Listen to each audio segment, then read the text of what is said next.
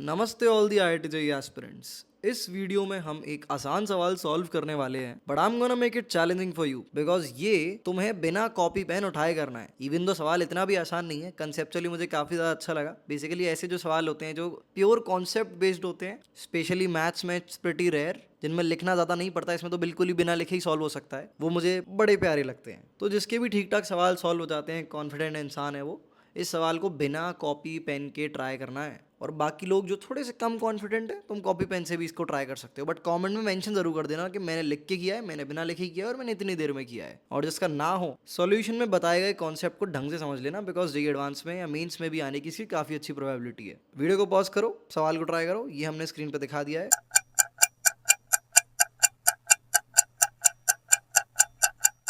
तो अब मेरा समय आ गया है सॉल्यूशन के साथ शुरू करने का, and before getting on to it I would like to thank Saurabh भाई for sharing this question with us. भाई डिफिकल्टी के मामले में तो ये बहुत ज्यादा अल्ट्रा अल्ट्रा टफ नहीं है, बट जस्ट बिकॉज ये ऐसा सवाल है जो बिना लिखे सॉल्व किया जा सकता है, प्योर कॉन्सेप्ट बेस्ड है। एज आई सेड अर्लियर, ये मुझे काफी प्यारा लगा, so thanks for sharing it with us. अब शुरू करते हैं सॉल्यूशन के साथ। सबसे पहले तो इस वेक्टर को अच्छे से ऑब्जर्व कर लो और ऊपर की लाइन पढ़ लो। X and y are two non zero and non collinear vector satisfying this pretty messed up equation, जहां पर alpha not equal to beta not equal to gamma है और आपको a square plus b square plus c square की value बतानी है। चीजें pretty straight forward है, सारा मैसेज इक्वेशन में ही यहीं से आपको डिकोड करना है। और बिना लिखे मैंने बोला हो सकता है, तो बहुत ज्यादा ऐसा हमें कैलकुलेशन नहीं करने, कुछ पैटर्न ऑब्जर्व करने हैं जिसकी मदद से हम बहुत प्यारी चीज डिकोड कर पाएंगे। तो सबसे पहले तो इसको ऑब्जर्व कर लो। ये जो पूरी इक्वेशन दे रखी है, सेम इक्वेशन यहाँ दे रखी है, बस अल्फा की जगह बीटा हो रखा है, और सेम इक्वेशन यहाँ दे रखी है, बस बीटा की जगह आपका गामा हो रखा है। और इन सभी के साथ जो हमारे वेक्टर भाई लोग बैठे हैं, एक्स वेक्टर इधर बैठा है, वाई वेक्टर इधर बैठा है, और एक्स क्रॉस वाई वेक्टर इधर बैठा है। अब यहाँ पर इस चीज को बड़े ध्यान से ऑब्जर्व करो, ये एक्चुअली में तुम्हारा क्या दे रखा है। इस पूरे को अगर मैं किसी कांस्टेंट k1 की तरह ट्रीट करूं और अगले वाले को k2 और अगले वाले को k3,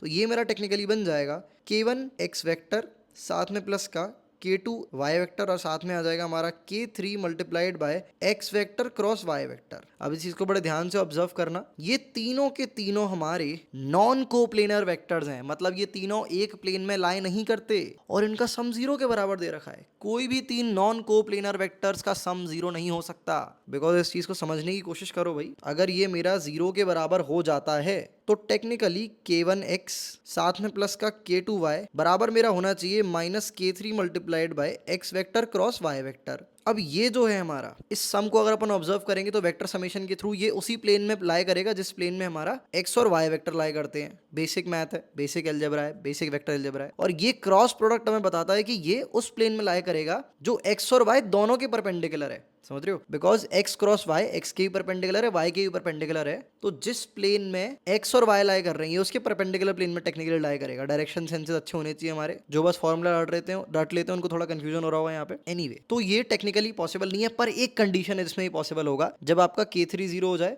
आपका k2 जीरो हो जाए और आपका k1 भी जीरो हो जाए, तब हमारा, तभी इसी केस में हमारा जीरो के बराबर जीरो बन सकता है, और कोई पॉसिबिलिटी नहीं है। बिकॉज ये एंटिटी इस एंटिटी के प्लेन में लाई नहीं कर सकती until and unless they are all zero vectors. तो भाई कहानी हमारी सॉर्ट आउट हो चुकी है। वैसे मैंने थ्योरी एक्सप्लेन करी, कुछ लोग एक बार में ही बात बोलती समझ गए होंगे। अब यहाँ पर अपने को समझ आ गया है कि ये पूरा का पूरा भाई साहब मेरा जीरो के बराबर है, और ये वाला भाई साहब भी मेरा जीरो के बराबर है, और ये वाला भाई साहब भी मेरा जीरो के बराबर है। अब यहाँ से आगे क्या करूँ भाई? यहाँ से आगे हमारी लगेगी क्वाड्रेटिक इक्वेशंस की theory.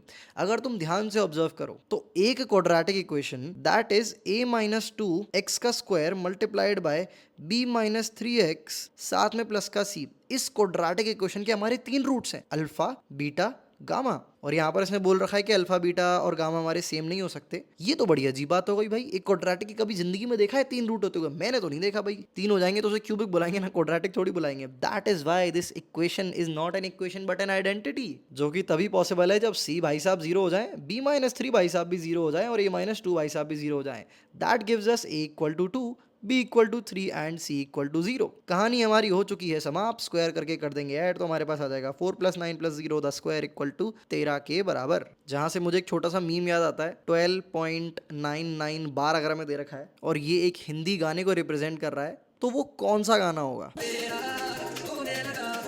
And with that we'll end this question. I hope तुम्हें काफी कुछ सीखने को मिला होगा, और काफी लोगों ने शायद बिना पेन के सॉल्व कर लिया होगा। इनफैक्ट कुछ लोगों ने तो पैदा होने से पहले सॉल्व कर लिया होगा, जैसा कि हर वीडियो में होता ही है। चलो guys, that's it for this video, see you in the next one.